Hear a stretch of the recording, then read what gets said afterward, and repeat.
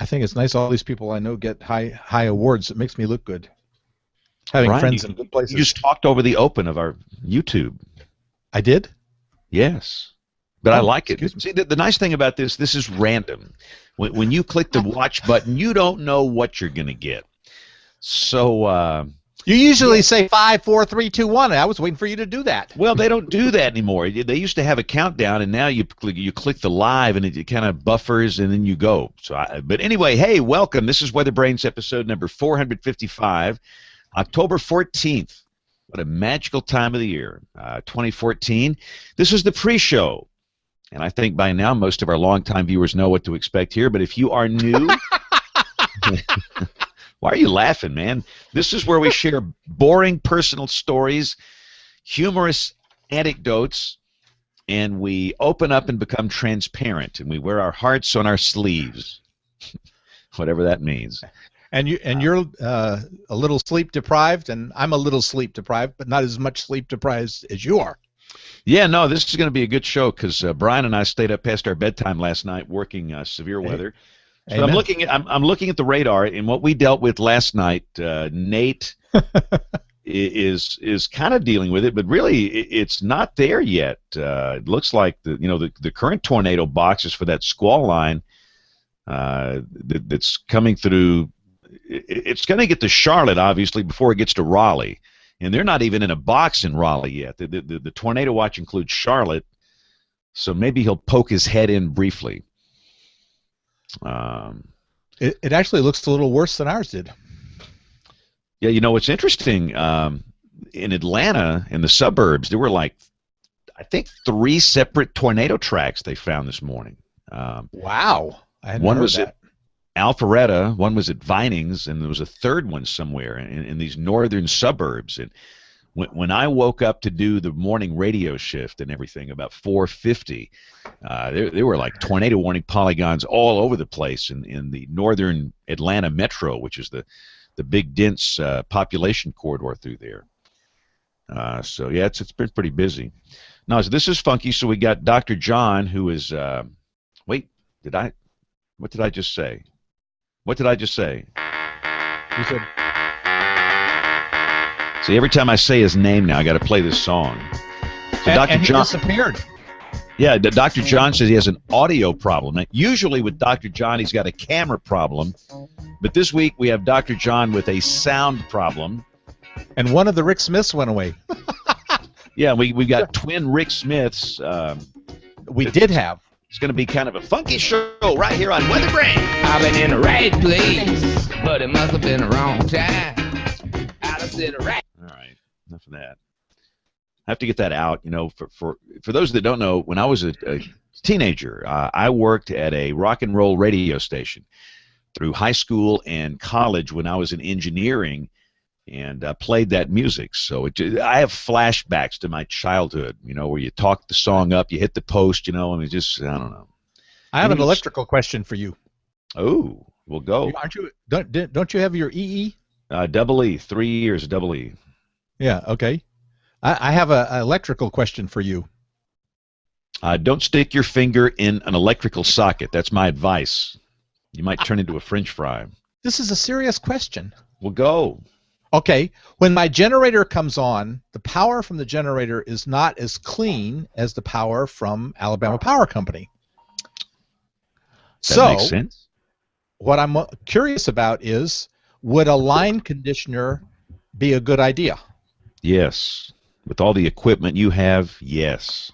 Okay. Well, they're all on UPSs, but the UPSs go just go bonkers because the power is not clean, so they go bonkers. No, they start beeping. No, I know what you mean. No. So plugging them into a line conditioner would be a good idea. Yes, and that should regulate the current and the voltage, and hopefully get it about right. So you're right. I know people that have generators, and when it kicks in, the UPS boxes start beeping and booping, and they won't shut up. They are really furiously angry. What do you think What? Oh, look at Aubrey. Is she showing off earrings? She has really fancy earrings, and she's in a different place. Where are we? Yes, I'm in the spare bedroom. Wow. With a sheet. Yeah, So we're this trying to figure- curtains. One of the windows goes into the carport, so we covered part of the wall with curtains, so you can't see the window going out into the carport. Ah. So I was Cool. waving at my husband. He just got home. I've been trying to figure out how to get a green screen behind me. So Actually, Yeah, no. this is a good idea. That might actually work. The curtains, I think I got them at Ross, very cheap. That's why I say when you came on, I'm thinking, wow, this looks really nice. The lighting is good. I mean, the lighting is excellent. I was off today, so I've got, we have the storm system moving in, so the hair is extra frizzy today. So we have a little more humidity in the valley than we're used to. So what? How do you lighting yourself up here? I mean, that looks good. The computer. There you go. See, forget the expensive. I got a ceiling fan and a computer. Forget all these fancy lights like we have in here. All you need is your computer screen shining back on you. Did you get your bulb fixed, James? Yes, I have. For those that don't know, I have two. What do you call these things? Key and fill lights in here. No backlight because I generate my own backlight. But one of these, and I don't know. I don't know if it's show title. Show title. Yeah, that's right. But they burned out during the show, so we got that replaced. So I'm illuminated again. But I got to get something back here. You know, we've got to. I've told you know how they do in the newsroom, Brian, that nice blue background you see in those newsroom shots. We need to get a mural. Yeah, something. I mean, you can get those things that are wallpaper. You know what I'm talking about? No. It's a scene. And you know that it comes in the parts, and you put them up in the order that they're supposed to go up, and you have this like beach scene, or I don't know, an aircraft carrier, or You need one of those fat heads. That's what they're called, honey, right? Fat heads. Yeah, you need one of those fat head graphics behind you. Exactly. We're going to put somebody in charge of graphics here. By the way, in case you don't know, what's a fat head? What's a fat head? There are all sorts. You can get like all sorts of sports graphics that just kind of apply to the wall, and they stick and huge. Supposedly don't. Yeah, they're huge, and they don't rip off the paint or something like that. Hey, by the way, in case you don't know, millions are in the path of severe storms tonight. They're in the path last night, weren't they? Well, every night, every night. That graphic doesn't change. That is up there 7 nights a week. Right. So I would actually like to look at the actual warning polygons from today and get an actual population count on the people that were actually in the path of severe storms and compare that to this graphic that never changes. And I'm not going to. I went off on that on the Weather Channel. I'm not going to. Oh, we saw. I'll leave it alone. All right. Hey, look, Nate's here. The Tornado Man. The man in the land of instability. The man in the land of the negative lifted index. The man in the land of capes in excess of 1,500 joules per kilogram. James, I have to admit, I was listening to your coverage last night while I was putting together my little weather segment. I was kind of interested to see what you guys had down there, and I loved it. I found it quite entertaining. You see, we had no action, so we got kind of silly. It's so funny. We were bringing out the director, and we were putting the director on the green wall, and the audio operator came out, and when the director got out there, the audio operator said, I want to come out there. So and we had the news guy with his vacation pictures from the National Shrimp Festival. Brian was at his best. Out in the field, I think Brian was eating during at least 3 hours of that. I was. What in the world was that? Crackers. Crackers? Yes. You took crackers to eat while you do so you spitting these crackers out? I mean, how can you talk and do live stuff while you're eating crackers? I mean, I did a great job of it. I've had several compliments. You really did. I haven't had a guy say that I was with him in the bathtub last night. Whoa. All right, this shows another right title. down the tubes. What time did you guys stop coverage? Well, we didn't have any warnings, so we went ahead and did it. A late news here in our Central Time Zone. It's 10 o'clock, and really after the 10 o'clock news, we just did updates on the top and the bottom of the hour. Okay. And thankfully, we're an ABC channel here, so we have Dancing with the Stars. We had 2 hours of that on Monday. We didn't have to cover. We covered 8 minutes. 8 minutes. First 8 minutes. And thank the Lord, thank the National Weather Service for canceling that warning. I could hear the gratitude in your voice, James. Yeah, and, on the air, I was getting kind of uppity already. I was getting in the defensive mode. If you need to send the hate mail, just go ahead and send it. Just hit the button. I'm a big boy. I can handle it. But really, it was very minimal. I mean, the hate messages were. We'll talk about it during the show. I tend to talk about stuff. We give away the good stuff here during the pre-show. Oh, Kevin, can you hear us? Yes, I can. Can you hear me? Hey! Loud and clear, man. You sound good. I feel like I should go shave my head with all these people here. Well, hey. Wait a minute. You're in good company, Kevin. Or Brian, you're in good company. God gave a few perfect heads, the rest he gave hair. Grass doesn't grow on a busy street. There you go. There you go. We got a million of them. We'll be here till midnight. Stone gathers no hair. Moss. It's 4-3 though. The hair has it. All right, let's get this sucker started. We're like actually, and again, Bill is out, so I don't know how we're gonna do this. It's just it's a bloody free for all. Whenever Absolutely. Nate's here, again, Kevin's gone. He's moving. So our professional broadcaster on duty, the two professional and actually Aubrey's not working, so we have Aubrey and Nate, two professionals here. So that's good. All right, let me get the. How many classes, Brian, did you take in college about doing radio or TV or communication? 0. I don't think I took any. I didn't either. Yeah, I am at 0. Okay, so But I see that our bosses are going to give us training, James. Oh, really? Yes. Did I miss Go on. Yeah, it's coming up sometime in November. I can't remember the exact date. Is that the thing on a Saturday? Yes. I thought that was for news people. Well, I figured I'm going to go and learn how to be a news people. We're going to send you and learn how to be a news people, and then you can teach us. How about that? All right, let me get the reporters I'd like to know how to put a story together. I would like to know how to write. I'm very interested in that. What's that, Aubrey? I said that you just get that. Oh, look at the dog. He's getting his fur pitted. Bear got a haircut today. Stand by. Oh.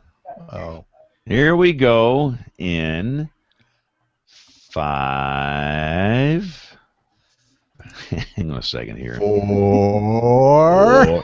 Make it slow because I have to get the right buttons. 3, 2, 1.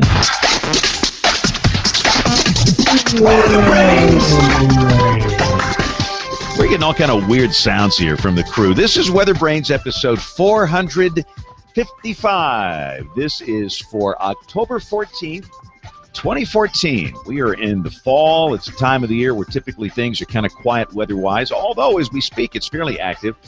Thank you so much for joining us this week. This is the show for weather weenies, geeks, dweebs, dorks. What I can That too. Yeah, whatever.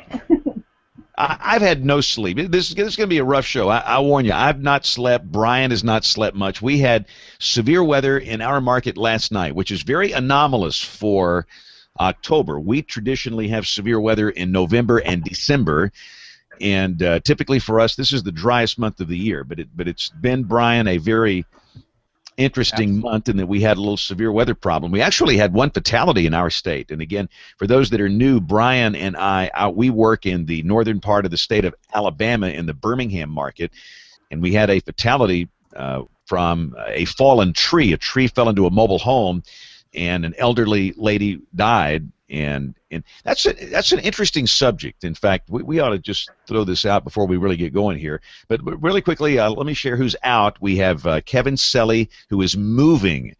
And a lot of you know that Kevin, for years and years, worked in Dallas at the Texas Cable News Network. Kevin was the chief meteorologist for that operation. Well, Kevin has resigned, and he is moving to Wichita Falls, Texas, to be the chief meteorologist. And Rick Smith, help me out.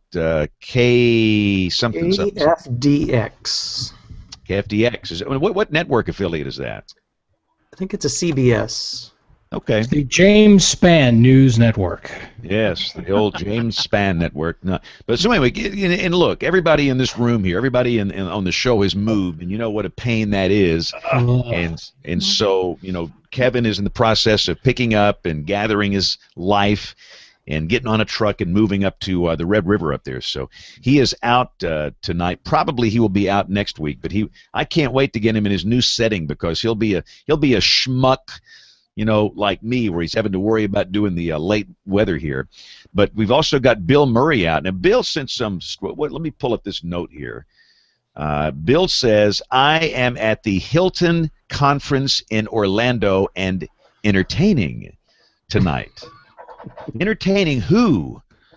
Not Is us. that a verb or an adjective? Yeah, exactly. I mean, what is? Oh boy. So Bill is out, but I think everybody else is here, and we've got first off, you heard the voice of Rick Smith, who is the warning coordination meteorologist for the National Weather Service in Norman, Oklahoma. Rick, how are you? I'm doing wonderful, and let me correct myself. KFDX is the NBC affiliate in Wichita Falls. So. Sorry about that. That's fine. And again, you're not in that market, but it is in your county warning area. It is one of 3 or 4 TV markets that our office covers. So yeah, we're looking forward to working more closely with Kevin, and hope his move goes well. He's enjoying quiet weather for the move right now. We had what you guys were dealing with yesterday. We started off over here on Sunday, and now it's just beautiful fall-like, clear, quiet weather for a while. Nate Johnson sounds like he's cranky. Nate, are you cranky? I'm cranky. He sounds cranky. What do you need? A back rub? A car wash? What can we do to help? You see the icon there? That's me today. Grumpy cat. Yeah. I had fun once. It was terrible. Oh, boy. We've got one crank on the show. Yeah, but, well, you know, Kevin's not here. Somebody's got to fill in. No particular reason. A little unscheduled time off. Some child care. My child care person that normally takes care of my girls had to be out of state on short notice, and so being home, which is great. I love being home. I just wish these were, I could schedule these farther in advance, because it'd be a lot more fun if you could plan things out. You know, those of you who have kids out there, I have a 4-year-old and a 4-month-old, and the 4-year-old is very, very smart. And she knows how to push your buttons, and she has a lot of energy. And if you don't channel that in a very positive, proactive way, it can be challenging. So, women can't live with them, can't live without them. Right. Yeah.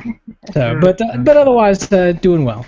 Can't complain. Looking potentially a little bit of overnight severe weather here with these high shear, low cape events. You think that, you guys in Oklahoma, Rick Smith's got to have 8,000 kilograms, joules per kilogram of cape before he gets excited about a severe weather event. Here in the southeast, our storms don't need cape. They just need shear, and we got lots of it. Stinking cape. That's right. Don't need no stinking instability. So we get the little spin-ups in a QLCS, and those are special. That is, we've had those suckers over the past 24 hours, but they don't do those in Oklahoma. Aubrey, I apologize. Did you ever feel lonely on this show? You're like the only woman on a regular basis here. No, it's okay. Like she is. Did you just call her a regular woman? Is that what you called her? You On a regular basis, I am a like a regular woman. No, I don't. I've lost control, and this show has just barely started. Just mute his mic. We should start calling it outnumbered. I'm just outnumbered, not lonely. And for those folks that are watching, and again, we know that most people listen to the produced podcast, but a lot of people watch, and you can go back and watch this on YouTube. You have a new set. It looks great. I always have a new set. I have a spare bedroom. as I said, there's a window behind me, so we covered it with curtains. And I didn't even think about it, but I kind of have my own green screen back here. You Is do. that because you don't want the neighbors to see what you're doing? Would you want them to see what you were doing, Brian? Come on now. That's true. I'm on the second floor, so they can't see in here. So Oh, that's what you think. they can't. Oh boy, I don't like the direction this is going here. We got Our Dr. windows John. open so they can hear us. Dr. John Scala. John, what's this? What's going to happen up in Pennsylvania? You got any flooding or severe weather concern here? Not really, James. I think it's going to be tomorrow. We've just got this spotty stuff around this evening. But before we talk weather, I got to make a couple of comments. I had my microphone muted before, so I was doing this before, but you couldn't hear me. I thought you were just having some of a fit or something, having a quiver in your liver. I don't know what was going on. No. Well, some advice for Nate. I have 4 children, 2 of which are girls. One is 19 and the other is 13. So you haven't seen anything yet. Oh, I know. We're a pain. Oh, boy. We got a pain. High maintenance. Oh, well, we constantly think that the 4-year-old is retribution for my wife's childhood. At least that's what my mother-in-law says. That's why I won't have children, because I know how I was. I'm afraid of what would spawn out of me. Oh, well, yeah. There's also a great side to having kids. By the way, I'm getting the side eye from my wife. She just came into the office, overheard me talking about her, so she just gave me the look. So if my channel goes dead, just to suddenly send the police. Yeah, his channel's going to go dead, and he's going to come back with a head shaped like a skillet. So I'm sorry, wow. John. Go ahead. So you have a 19 and a 13-year-old daughter. Daughters, yes, and I have 2 sons as well. So it's fantastic. I wouldn't trade it for the world, but let me tell you, having a couple of girls, you get whiplash with the mood swings. Oh. But back to weather. You were making some comments before about being a professional, but apparently I wasn't included in that list. So I must tell you that I play one on television every now and then. Yeah, no, I'm talking about these like professional broadcasters, and I think I've never considered myself a professional broadcaster. I don't know anything about this. I just try and watch people. I really don't. I mean, I've been hanging around these places for all these years, but I think Kevin probably is more qualified. He came from a pretty diverse background, but no, we all dabble in this, but I don't think any of us have been trained in this. No, not at all. No, so we just have to pick it up. But the nice thing about John, he's got that hair, man. Goodness gracious. I mean, nobody should have hair like that. Yeah, John's clearly a broadcaster because he has TV hair. Yeah, that's what makes it. It beats out my hair. All right. So who's going to introduce our official guest here since Bill's not here? Now, he's out there where you live, Rick. You want to introduce Kevin? Rick, you do it, and then I'll ask the questions. Yeah, I mean, and by the way, we got this is going to be an app episode. We're going to talk all about apps, the ones we love, the ones we hate, the ones that we've recently discovered. We're going to try and just do an app special. So, Rick, you want to bring in Kevin? Absolutely. Proud to have tonight as guest panelist to talk about weather apps and other things, Dr. Kevin Klasel. Kevin is well, he's got a bunch of titles, but the main one right now, I think, that's keeping him the most busy is the official university meteorologist at the University of Oklahoma, and he works very closely with the Office of Emergency Preparedness there. Close neighbor to me in the National Weather Center. We work very closely together, and I think I'm going to be talking to one of his classes here in a couple of weeks. I'm really looking forward to that. Will you talk to one of my classes? Kevin's been very active in lots of different things, the Oklahoma Mesonet, the Oklahoma Climatological Survey, training emergency managers, doing lots of educational things. So his resume could go on, and we'll be here till 10 o'clock if we read it all. So Kevin, welcome to WeatherBrains.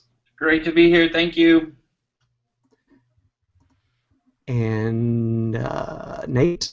So you can't wait, Kevin. You're supposed to talk longer than that. You're supposed to say, this is where you share your own boring personal stories and talk about what you had for lunch today, and what's on your mind. I can talk longer than that. Kevin showed up here. I mean, I was here one day, and I look who was coming down the hall. Kevin was in the TV station here. Wow, it was an honor, sir, having you in our building. It was great to be there, and I think one of the reasons I went is, of course, we struggle here with trying to figure out how to protect large venues and against weather, and James, you've been doing that at the University of Alabama, so I appreciate the opportunity to come visit and pick your brain, and I know you were incredibly busy, but the amount of time you spent and to help me along, I really, really appreciated it. And that's kind of what I've been doing all day today, going door to door, literally going residence hall to residence hall, doing severe weather training, making sure our students know that October is just as likely to have a tornado as March, for example. And so we have that fall severe weather season, and it's not just a spring severe weather season. So we're trying to do the best we can. Unfortunately, many universities, that policy is hope nothing bad happens, and that's the official policy. And we're trying to get away from that here. Hope is not a policy. Yeah, we got all kind of questions. We could talk about that issue, but we should also mention that the reason Kevin was in my part of the United States, you were doing a program at the Weather Channel with our friend Dr. Shepard. Yeah, I had a great time talking about large venues and large venue issues, and having, we're talking about apps tonight, having the ability to get weather information, and there's so much great information out there now that is available through apps, everything from lightning data, radar data. I guess the one challenge there is to make sure people are using that information appropriately. It's one thing to push the information. It's the other side of it is my big concern. If I see or hear another, and I mean no disrespect whatsoever, but if I see or hear another sportscaster, play-by-play announcer, color commentator talking about colors on a radar screen heading toward a stadium, I could scream. Hey, so all right. So Saturday on the CBS national game, you know where this is going. I know where this is going. All right, go there, James. Take us there. Yeah. So here we go. We're going to chase a lot of rabbits on this show. So we had Mississippi State hosting Auburn. And a lot of us went through the program at Mississippi State. We're proud to be associated with the school. And by the way, Brian, we are number one. I know. I hate you. I hate you. So the announcers on the CBS show are Vern Lundquist, who for years and years and years worked at Channel 8 in Dallas, WFAA, where Kevin used to work, and Gary Danielson. And I think Gary was a quarterback for the Detroit Lions a long time ago. That's right. Okay, good. So, these guys, look, they might be the greatest sports people in the world, but I'm not so sure they ought to be talking about weather. So Vern says some of the most boneheaded things on the air. There were, scattered storms about exactly as forecast. You couldn't forecast it any better. And the minute it started raining, old Vern, he said, that's what 20% looks like there, friends. So he was mocking weather people. And then the worst thing he said, and by the way, I don't know anybody that used a pop of 20 in the forecast that day. But the worst thing he said, I'm hearing a lot of thunder, but I'm not seeing any lightning, so there's no lightning involved, so we're good. So this guy thinks that thunder just happens with no lightning, all right? And that we just need to keep on playing. Sometimes people just need to stop talking, sometimes you just need to stop talking.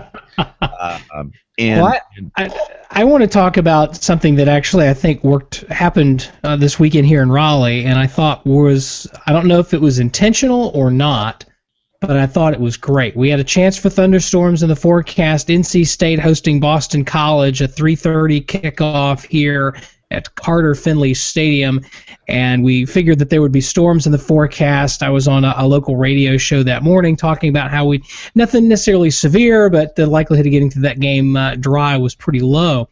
And at one point the storm started to roll in as we got toward halftime, and so they And we got to halftime. The storms were starting to move in. The rain's moving into the western part of the county, and so they say we're going to suspend the game at halftime. We got there.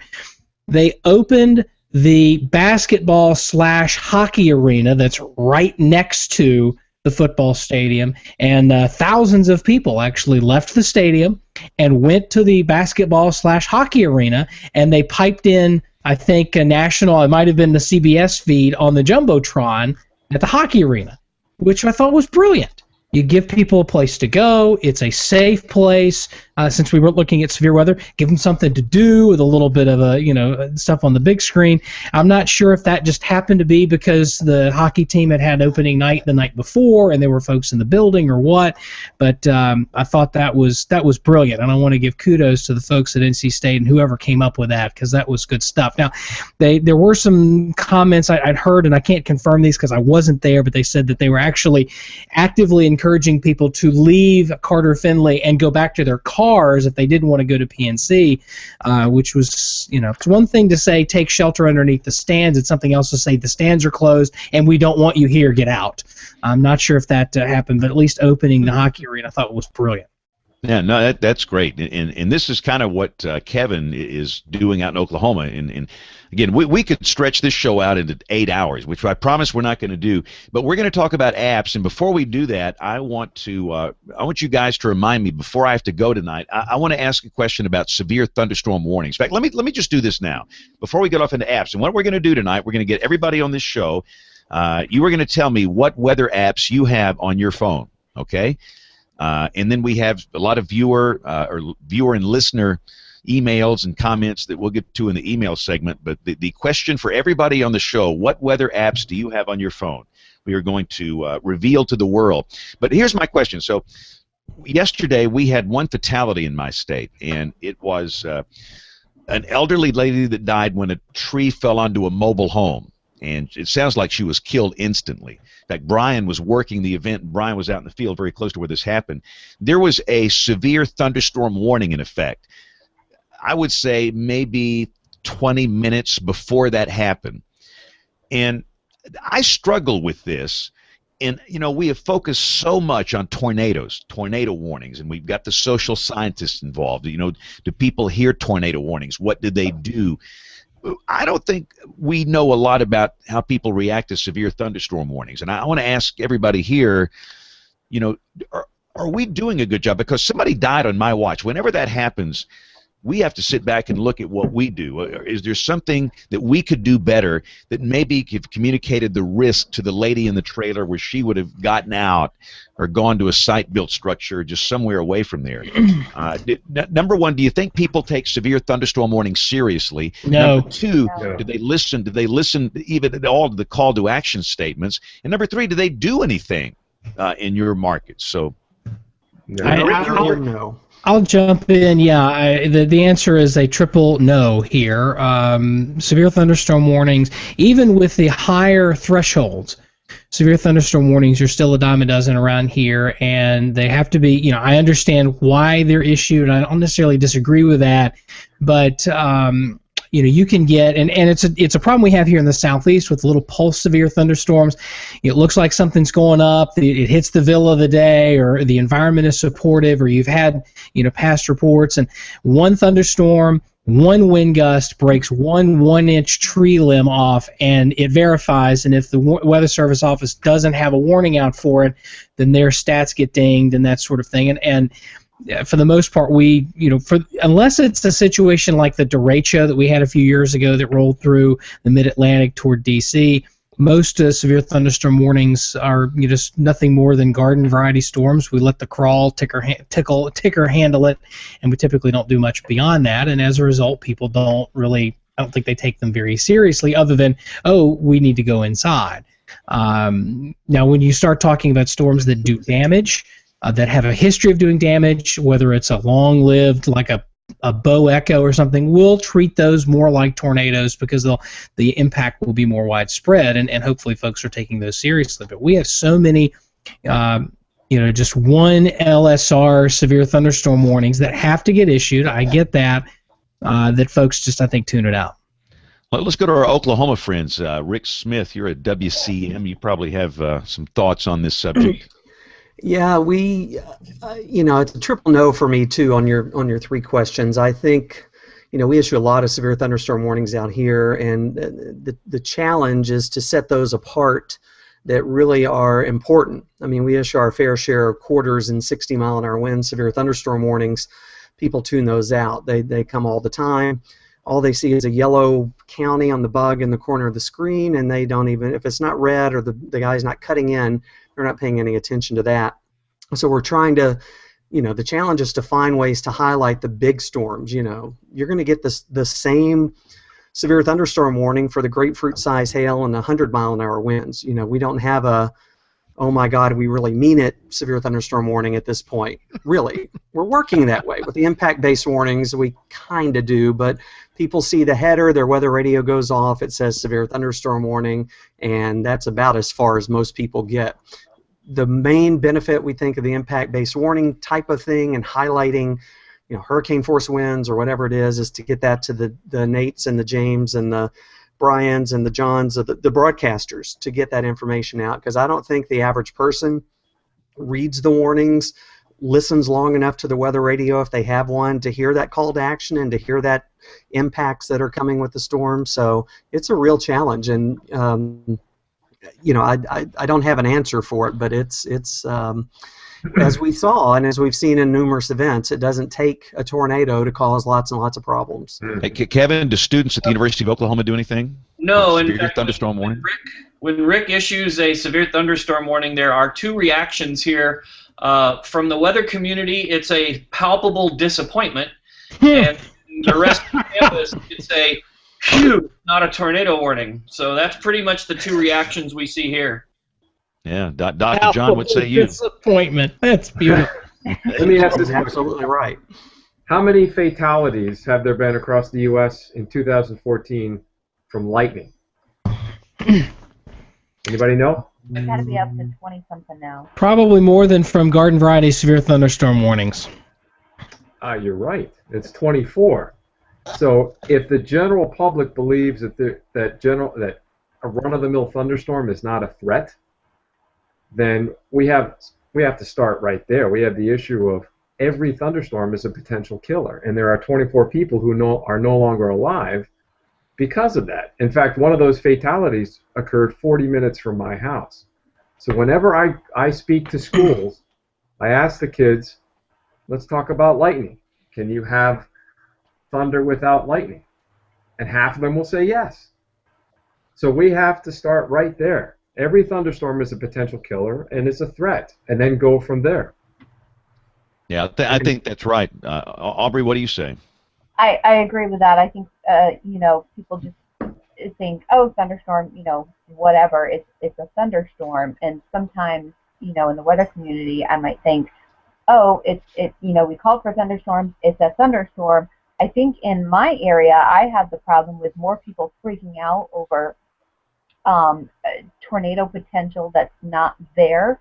So sometimes the people that pay attention are the ones who are susceptible, and they panic over the smallest gust of wind, and which is good to be on that heightened alert, but at the same time you don't want people to panic in those situations.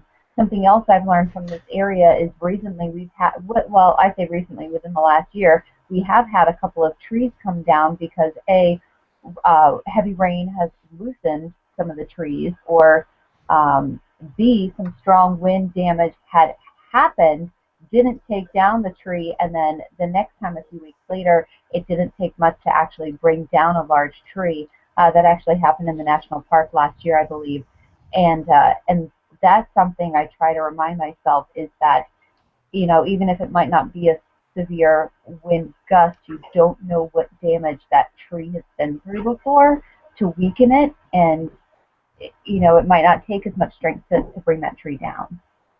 Yeah. And Brian Peters, I'll kind of wrap this up with you. You were close to where this lady passed away. What can we do as broadcasters to try and mitigate that loss of life, or can we? That's a tough question. I hate to buck the trend that's almost unanimous on the WeatherBrains panel, but I actually have folks at my church who have told me they take severe thunderstorm warnings seriously. So I don't know that I can support a broad statement that just says people don't pay attention to severe thunderstorm warnings, because I do know some who do. So there are a few people, but I don't know that they take any extra precautions outside of maybe being inside and away from windows, that sort of thing. So, so I'm going to buck the trend a little bit here. But in the case of what happened there, James, one of the things I noticed was that the tree damage was very limited. It wasn't what I would call a strong downburst by any stretch of the imagination. It was not a swath of trees that were down. It was like a tree here, and then a little further on there was a tree, and here's another small tree. I didn't see the mobile home where the tree came into and killed this lady, but I did see some dead trees that had come down. They looked alive, but when they came down, they broke, and they obviously were, had been eaten from the inside. So I don't know. It's a challenging question. There's no doubt about that. I do not have the answer. Yep, and I don't think anybody has the answer, but it's just something to think about in the weather enterprise. All right, so let's move on here. Nate, I'm going to let you run the show. Well, John had a final question. Yeah, thanks, Nate. And I wanted to end this with a question to Kevin. Kevin, I've coached soccer for many years, and sorry for the that's one of my cuckoo clocks going off right now. Happens during this show every time. My kids have played sports. Yes, thank you. My kids have played sports for years. I've coached for years, and this past season, which just ended, my son, who plays on the high school soccer team, remarked to me that they were on the field with about 5 minutes left in the game, and all the kids saw lightning in the distance. And I knew that there were thunderstorms in the vicinity when he went to that game. So I told him to keep an eye to the sky and be aware of, obviously, changing conditions. Well, the officials on the field decided they wanted to get the rest of that game in. And the coaches on my son's team, the high school, decided not to approach the official. And they let that game run out. And I've had some words with the sports teams about that. And my question to you, Kevin, is do you have direct interaction with the sports teams there in Oklahoma, and what kind of comments have you made to them about an incident like this? Yeah, here's the rub, in that if you look at whether it's the NCAA, it could be Major League Baseball, the onus is on the umpires, the onus is on the officials. Now, those folks are busy. They're calling a game. They don't have time in between plays and in between pitches to pull out their phone and check for lightning data. Although some days the calls make you think they're on their phone. I think what we need to do is we need to restructure who is in charge of that decision, and that's across the board.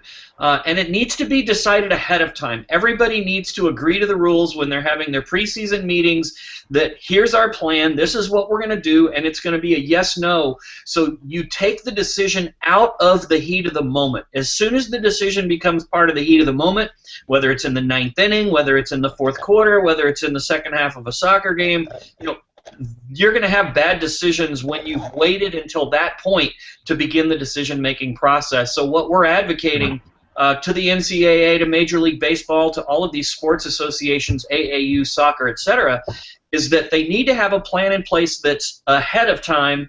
And not only that, the weather call needs to be made by somebody who is independent of the officiating crew, because they're just too busy. And we see that all the time. There was the Tigers and the Tampa Bay Devil Rays played a game earlier in Detroit, and it was in the bottom of the 9th inning. David Price is on the mound. It was before he was traded to the Tigers. 2 outs, lightning everywhere. You see the lightning, but they're trying to get the game over.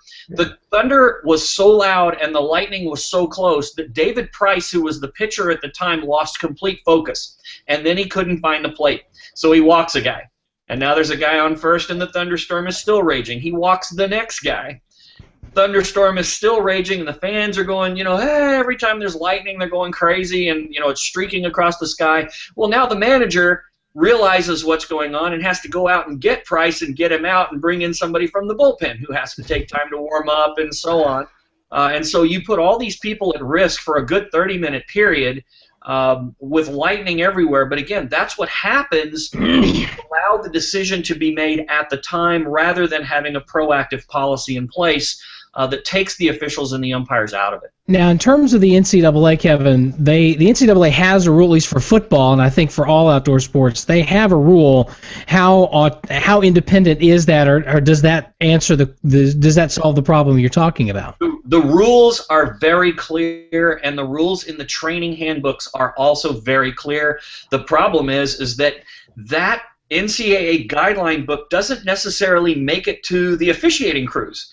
It's primarily for trainers and the athletic personnel and those kind of folks. So people, for example, at University of Oklahoma would have it. It sounded like NC State did a fantastic job. But again, ultimately the decision is being made by the individuals who have the least amount of access to the information to make that decision. What is, just for reference for folks that may not be familiar with it, what is the NCAA rule for lightning? It's a 6-mile radius. And many universities have independently gone to 8, especially the Florida schools. But it's important to note here that the 6 miles is not the time to start taking action. You're supposed to have everybody in a safe place by the time the lightning is within 6 miles. There's a big misinterpretation of that across the country. What are you supposed to do with so many thousands of people when it's only 6 miles in distance from you? Yeah, and that's a real struggle, because in most cases now you're supposed to say something if lightning is within 15. So if you have weather support, action and notices and announcements have to start at the 15-mile mark. But many people still don't do that. There is not a good, sound, comprehensive policy across the board with the NCAA. It's in a book. But the training piece is obviously missing. And again, like Rick said, if you're waiting until 6 miles, you're done. And Texas A&M had that exact issue recently.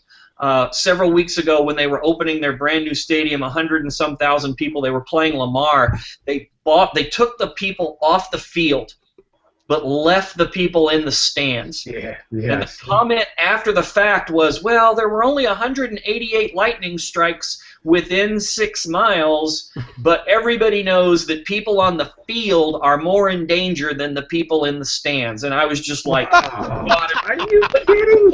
You're kidding honestly, me. That's on us. That's on if somebody in the athletic world says that, it means we have not done our jobs in educating those folks. And so there's a big disconnect between how these rules are applied at any individual university as it pertains to that 6 miles, and what that means for who gets evacuated, where do you put them.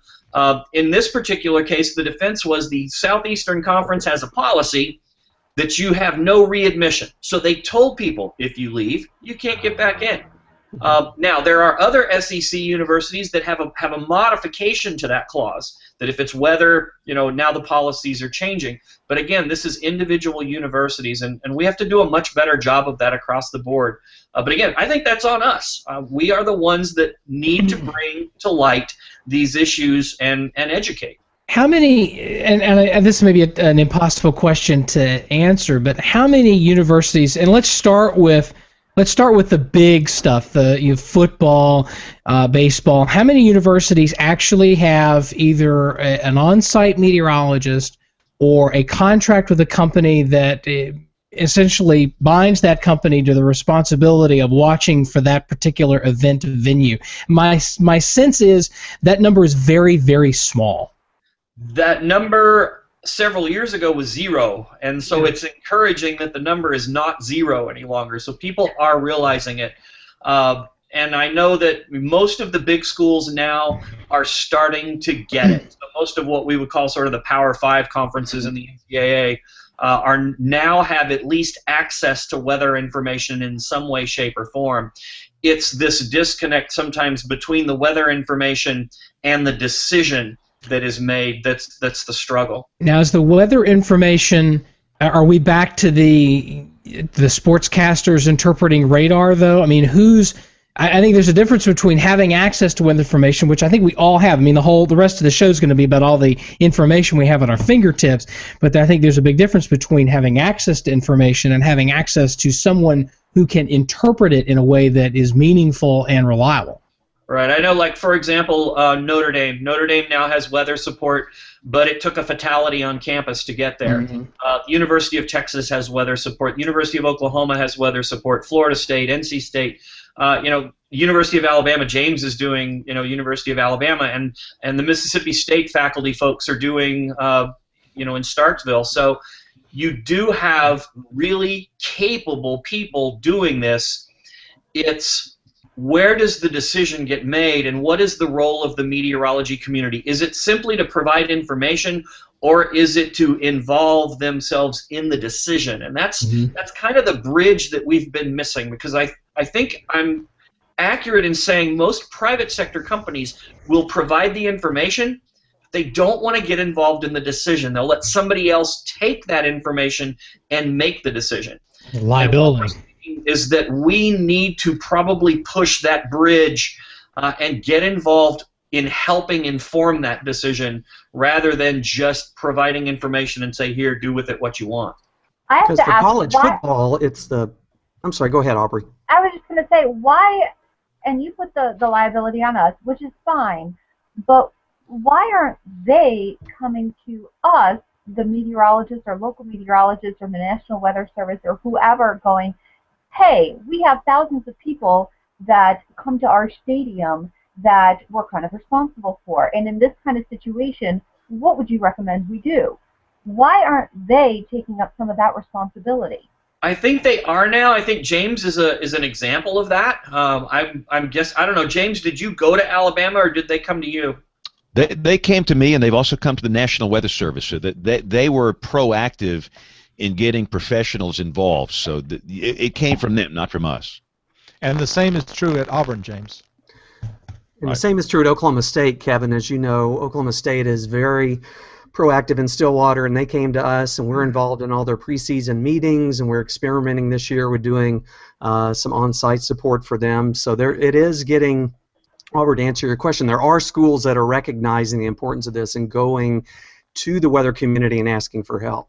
And Aubrey, Rick and I have been involved in a workshop that we've done here in Norman for each of the past 3 springs.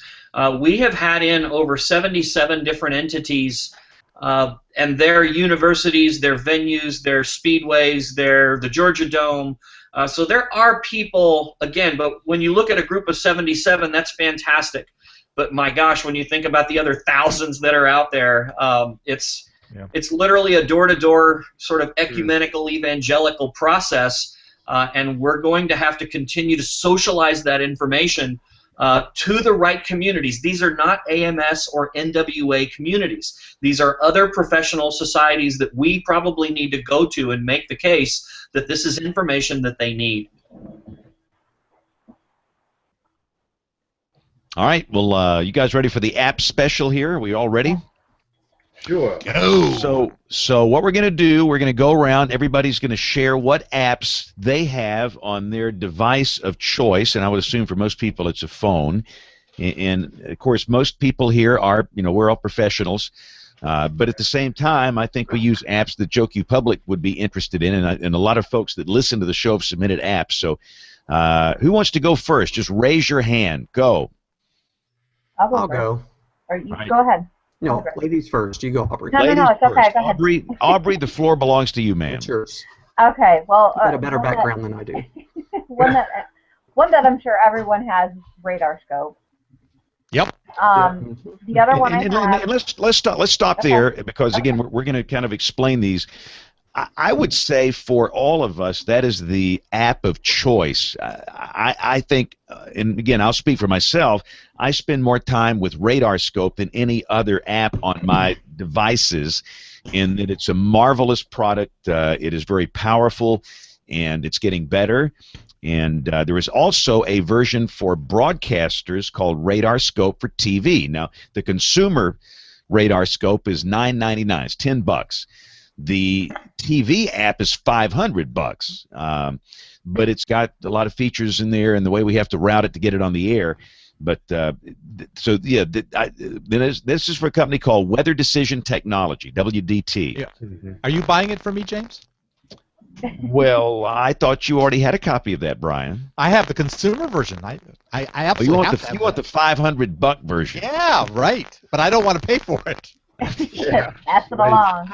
I know a lot of people that are listening to the show that are app developers, and I'm sure that our pals at WDT are listening. So, Brian, if you want to give it to Brian, the man is begging. So there. I'm sorry, Aubrey. Go ahead. The second app I look at is called MyCast Weather. It's probably not very well known. I like to look at it for a wide point of view of storms, and I can get visible satellite on there. And I can also check it has nice little graphs of temperature and pressure change, so I can tell when I might be getting a migraine if that pressure suddenly drops or rises.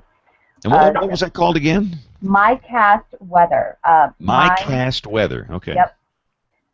And then I have another one called Quick Weather, which it's with WeatherBug and the National Weather Service, but I use it to gain quick access to the forecast discussions from NWS. And that one's called Quick Weather. And then the other ones that I have is, I have Weather Geek. Do I have Weather Geek? Yeah, the Weather Geek yes, Pro, the model. Weather Geek Pro, yes. I have Weather Geek Pro. Oh. And what does that one do? Just again, people will know.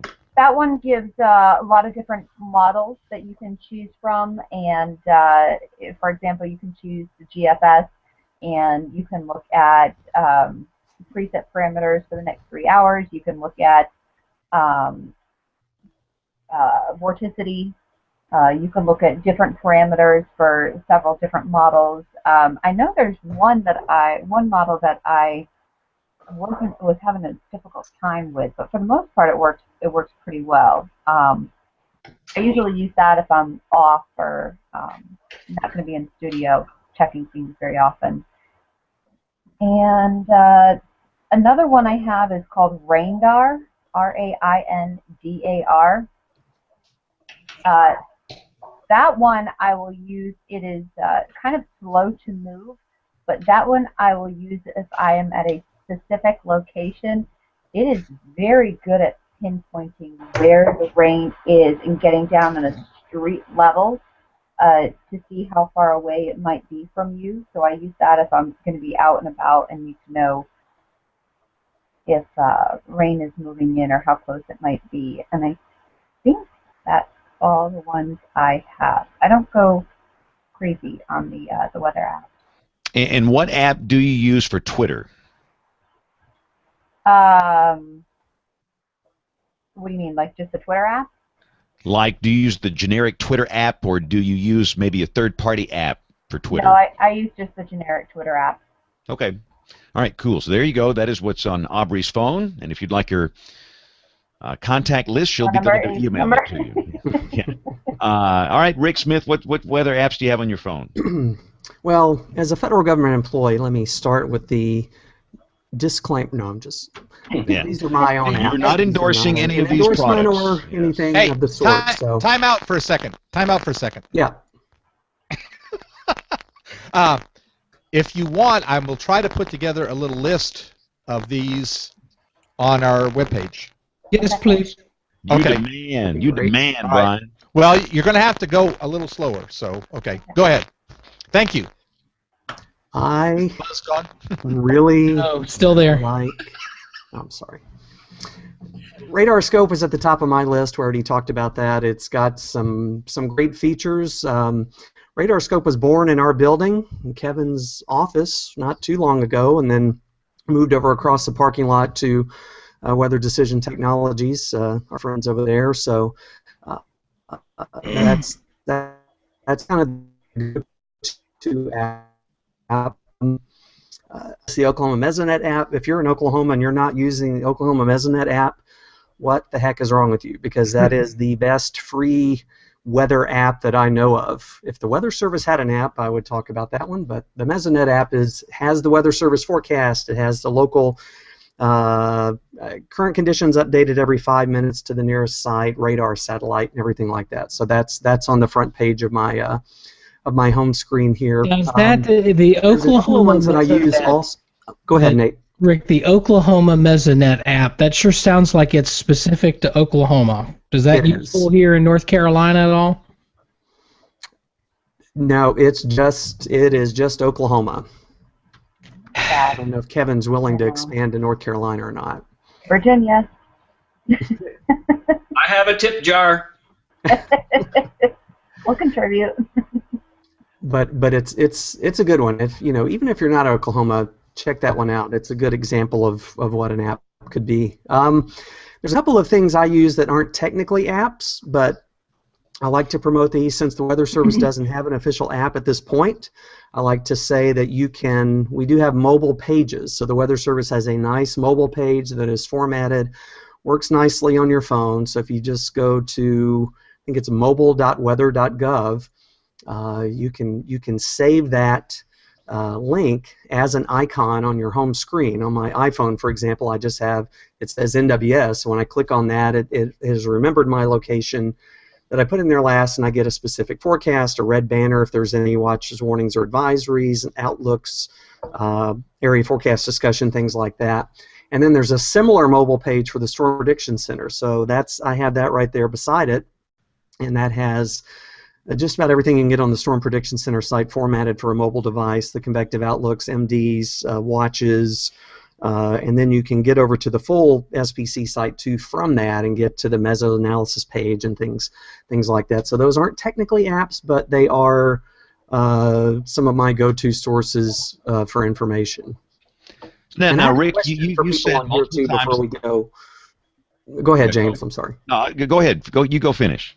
Well, we can come back around to this, but I'm one of the things I'm wondering if anybody out there, especially you TV people, have an app that you use that you like for NWS chat. I mean, you can access NWS chat on a computer and on an iPad. You can just go to the regular web page, but a lot of people ask me about apps for NWS chat, and there's just not a lot of them out there. So I'll throw that out there as we go around the table.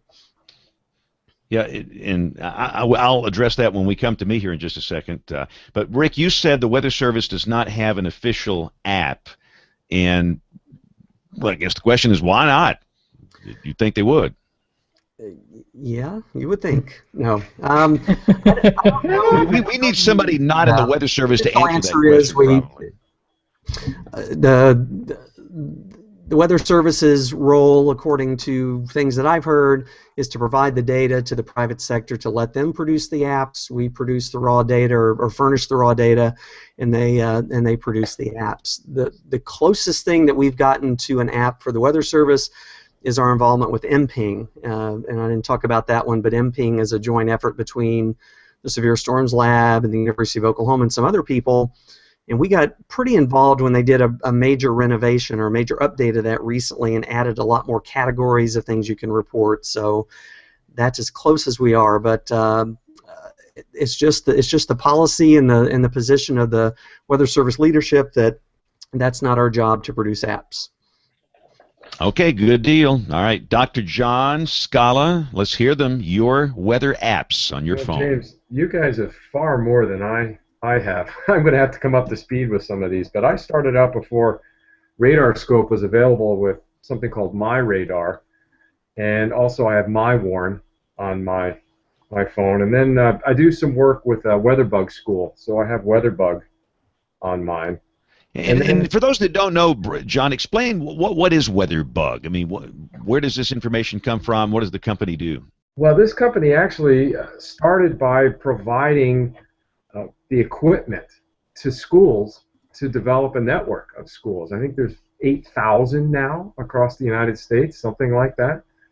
And so they provide the equipment and the know-how, and you install the equipment on your building, you get that link to the internet, and everybody can see what's going on at your school. So I can actually sit in my house, which is just down the street from a local elementary school, and look at the instrumentation that's on the roof. So I have that on here, and I know that there are actually some television stations that are part of WeatherBug. Yes, and okay. they have cameras and equipment. Exactly. And kind of good stuff. Right. That's right. And I stuck one on my phone recently. This is something that the Weather Channel developed. So if you're a runner, they have an app for runners, and I think there's one for a cyclist as well. It's called Outsider. So this is something that the Weather Channel produces. And then the one I rely on, like everyone else, is radar scope. So I will be at the television station, and I have my iPhone with radar scope right in front of the graphics. So that's what I rely on. Yeah, and again, I said this on the air last night, and what I learned after April 27, 2011, we all need two sources of radar. It's kind of like the public. They need two sources of warnings, two layers, because one of your radar sources might have bad data, or the pixels might be in the wrong place or something. So, yeah, I even if we're using, and in our case, we use WSI equipment, Weather Services International. If I've got that up on the air, I've got radar scope open right there at my fingertips on a phone or an iPad. So I agree. It's very important to have. We're the same thing. We're going to bill Wolfenbarger for this free commercial we're giving him. Really? You know, he's a great guy. In fact, he sent me an email today, but he's a great guy. Yeah, James, I wanted to say something about Mike Wolfenbarger. He really has been very responsive. We've communicated on a couple of different times on elements because I use it when I'm out in the field for the TV station, as well as when I support the venues where there's weather, where they're looking for weather support. I use radar scope, so he's been very, very responsive, and some of the new features are, some of the ones that were actually suggested in the early days. So give him a good kudos there. All right. Well, Brian, while you got the floor, go. What kind of apps you got on your phone? Well, I have the infamous ABC 3340 weather app. Now, and let me just say, that is really an app that most TV stations, I bet you there's probably 100 versions of that at least. The back end is provided by WSI, and they're owned by the same company as the Weather Channel, right? It's all. Yes. So I think that's where that comes from. So I know in my market, I think there's 3 stations that have the exact same app. There's the faces are different. There are a few little minor differences, but it's pretty. That is a generic crap app, as I call them. Okay. But well, since we are on our digital weather channel here, I'm probably going to be fired tomorrow for saying that. But anyway, since you called it a crap app, I guess I won't complain about the fact that my face is not on the app. There you go. There you go. You're not on the crap app, Brian. That's good. But I also use probably more than the 3340 weather app. I use the James Spann weather app, which, well, that's me and you provide the products for that one. Right, and that's part of one of the reasons why I use it is I want to check to make sure what I'm saying is getting up there. I use MPing quite a bit. I really like, Rick, I like what they've done with it because initially I didn't really like it, but I kept it on there because it was a way to report. I have that one. I have not used the mobile one, but from the Weather Service, but I have a browser on my phone, and I have several places that I go to that are responsive, and I can't list all of those. I also use one called I use IMAP Weather Radio for warning notifications, and my wife uses MyWarn, so kind of in the family we've got both of those. I also use Voltmeter, which I found to be useful in keeping up with lightning and its direction from where you are. So I'm a fan of that one. Yeah, that one's a pretty good one. And I have used, until RadarScope came along, I used another one called WX Radar. I don't use that one now. RadarScope is probably the app I go to 95% of the time is RadarScope. So, and that should do it for me. All right, Kevin, what apps do you have on your phone? I think everything but one has already been mentioned. I will say thanks to Rick because the RadarScope app did have its home here in the Oklahoma Climate Survey before the folks that were here actually formed a company called Base Velocity, which ultimately was bought out by WDT. So those folks are working with WDT, and you can see sort of their fingers in a lot of things. For example, IMAP Pro and those kinds of things. Those are all the same folks. So there's a lot of good stuff there. So RadarScope, definitely yes. Hurricane Pro, definitely yes. Aubrey, love your suggestion because I really love the Weather Geek Pro because you get an opportunity to look at model information and a lot of different models, regional models, the Earth. I mean, it's everything is in that app if you're a model hound.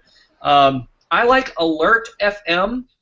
Alert FM, from an emergency management standpoint, has an IMAP Pro backbone to it, and so you get the weather pieces, but you also get the other types of advisories and alerts that you might have with emergency management, Amber Alerts, and those kinds of things, hazardous material spills, etc. So I do like Alert FM.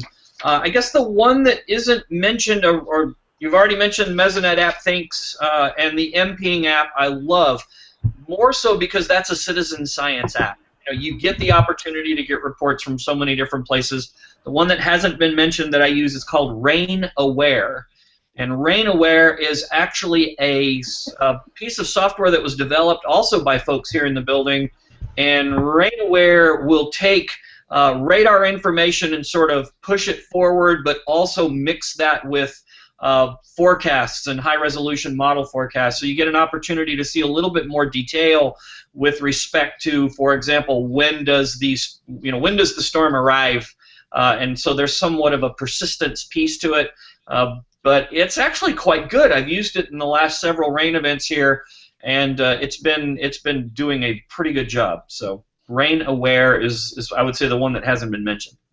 Cool. And again, I want to ask everybody this question. What do you use? What client for Twitter, Kevin? I use TweetDeck. I have to do multiple. Sometimes my class has a Twitter account. I'm also the OU Emergency Preparedness Twitter account on my own personal Twitter account. So I use TweetDeck to try and keep that straight. And heaven forbid if I ever post something Longhorn related on the OU Emergency Preparedness because my job will probably be very short-lived. Yeah, exactly. By the way, did you guys see that Channel 3 in Memphis? Did you see the tweet they put out? Oh, was that the inappropriate website one? Yeah, it was like a porn link or something. It was like, I don't even want to say what it was. Just don't go there, James. Yeah, no, I'm not going there. But It was not somebody. weather. No. I think I saw the retweet from Nate. I think that's when I saw it. Nate is our porn bot officer, and he finds those mistakes and sends them to us. But that is a big problem because people can make a mistake and put out the wrong thing, but somebody really fouled that one up. But and again, let me kind of go back. Let's see, Rick, what do you use for Twitter on your phone or your portable device? On my phone, I've really switched to just using the Twitter app itself. I was using Hootsuite, and I still use that occasionally on the desktop, but and there's not a good TweetDeck app for iOS, so I use the Twitter app on the phone. I'm responsible for multiple Twitter accounts, so you have to be very, very careful, like Kevin said. John, what Twitter app do you use? Yeah, like Rick said, I was using Hootsuite before on my computer, but yeah, it's just the basic Twitter. Okay. All right, Nate, what Twitter app do you use? So I use Tweetbot. I'm a big Tweetbot fan. It does a lot of gesture-based stuff, so I can, instead of having to tap, I can swipe or that sort of thing. It allows you to manage multiple accounts. So I manage not only my account, but the WRL weather account. I help to manage that and a couple of other ones as well. So that's a really nice app, handles drafts, and it also syncs over to your desktop if you've got the desktop version of Tweetbot as well, which is really nice. And I will say I use Tweetbot as well. It's a marvelous app. I use Tweetbot on the computer, the desktop, use it on the phone and the tablet, and it syncs up and it just works great. I think that's the greatest Twitter client on the planet, to my knowledge, is Tweetbot.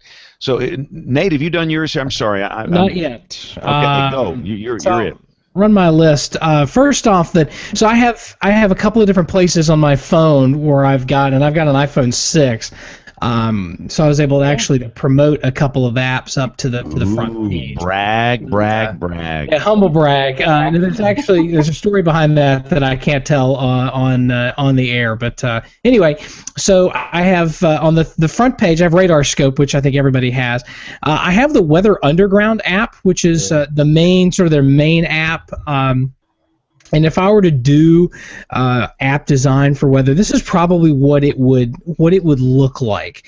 It's got the current conditions using the personal weather station data, so similar to the WeatherBug app where they're getting the WeatherBug sites at schools and things like that. These are all the personal weather stations that people have set up, and they're feeding their data to Weather Underground.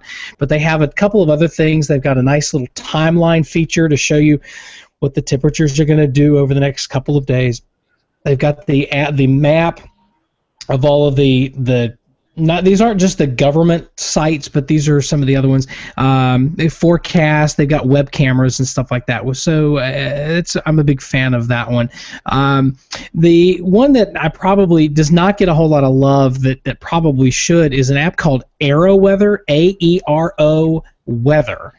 And it's really meant for... I was going to pick that one. I mean, I've got that one on my phone. I was thinking I'd be the only guy on this show that uses that. Yeah, I think the wannabe pilot in me loves this app. But it's great for meteorologists. You pick your sites, your ASOS, AWOS, whatever. Nice complement to the Weather Underground app because it's got all the personal weather station data. This is all of the official FAA Weather Service stuff. But you can get...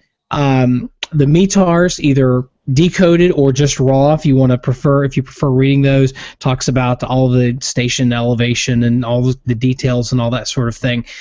So that's a really nice app, and I've got my handful of sites that I loaded on the front page, and then whenever I travel, I'll go on ahead and load all of the along the way en route airports in there as well, so I have easy access to the weather data there. So those are the home screen apps. Those are the ones that I hit all the time. And then going a level beyond that, I've got WXSat, which is a satellite data. It's sort of kind of weather scope for satellite, radar scope for satellite, but it's a little slow, and I wish it was just a little more full featured. Got Weather Geek. I have the Weather Wary Soundings app, so you can actually pull up soundings, the RAOBs. What is this one called? I never heard of that one. It's called Soundings, and it's by a group by Weather Wary. And that's a pretty nice little app to look at current soundings and different indices and that sort of thing for days like today. I've got the WeatherGround Wonder Map, which is a map, sort of a map-based version of their deal. And then I've got Bolt Meter. I think Brian had mentioned Bolt Meter before. I'm a big fan of that app as well. And then a couple of other ones that Dark Sky. And then I've got all the vendor apps, Weather Channel, AccuWeather, just to keep tabs on the competition. So. WeatherGeek also pulls soundings, and they also do the hodograph. They pull the SPC stuff. So WeatherGeek does that as well. Yeah. Cool. All right, well, I think you guys have pretty much nailed all of mine. I only have, looks like 9 on my phone here. One is the app that comes with a phone, and you can't get rid of it. And I want to say the Weather Channel powers they the did. iOS. Yeah, it used to be through Yahoo, but it's now Weather Channel, and I think it's the best forecast data line that they sell. So okay, well, yeah. So I've got that, and then again, we developed a human-powered app that's James Spann 24/7. This is only for my market, but everything there, for the most part, it's human-powered. We wrote that. Brian works it. I work it. The videos we produce, the blog posts we do, kid cam videos from the schools. This program, WeatherBrains, is on there. Basically, everything I do, it's on that app, and I like the idea of a human-powered app. So, and it's done very well in this market. In fact, I pushed a notification about the severe weather threat, and I was stunned. I want to say over 400,000 people have downloaded this, and it's free, so that's pretty cool. Radar scope, Bolt Meter, and lightning apps are a big deal. And I don't know if there's any better app than Bolt Meter, but it's worked very well for me. I have Weather Radio by WDT, and here's a question for you guys. WDT has this thing called Weather Ops. And I honestly have not used it, and I don't know why it's on my phone. I guess I downloaded it, but it looks as though they're trying to, it says upgrade to Weather Radio, so maybe this is some kind of deal where you get weather radio and all this other stuff on there, but I honestly don't know what that does. But that's from WDT. We need to get those guys on here to talk about that. Aero weather that Nate mentioned, MPing that everybody's mentioned, and a little. I've mentioned this on the show before. There's a thing on here called Windscape, and I don't know why. I find it so fascinating.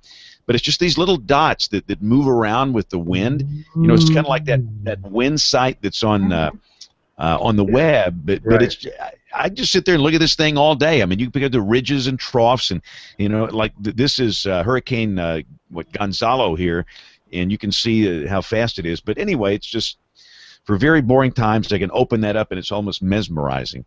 So now, is there a lightning app that we missed? I think everybody here said Voltmeter. Is there a good lightning app that we have missed? Well, you can get lightning data now within Radar Scope and within IMAP Pro and some of the other ones now. You have to pay for it, but it's there's definitely ways of getting other lightning information into some of these apps. Right. I have paid for the lightning data in Radar Scope, and it seems to be in real time. It comes in very quickly, and it's very accurate, and it's very helpful.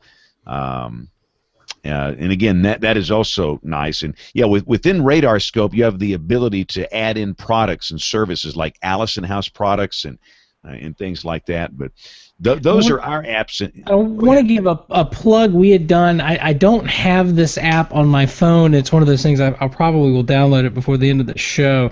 But there was the app called Weather Informant that we had the author on some time ago. It was 911 Weather, and this is basically just a direct line to all of the text offices or the text products from the National Weather Service. You can set up alarms, so you can have the app notify you every time Rick's office updates the forecast discussion, for example, things like that. So that's if you're dependent on the Weather Service and like having access to their stuff.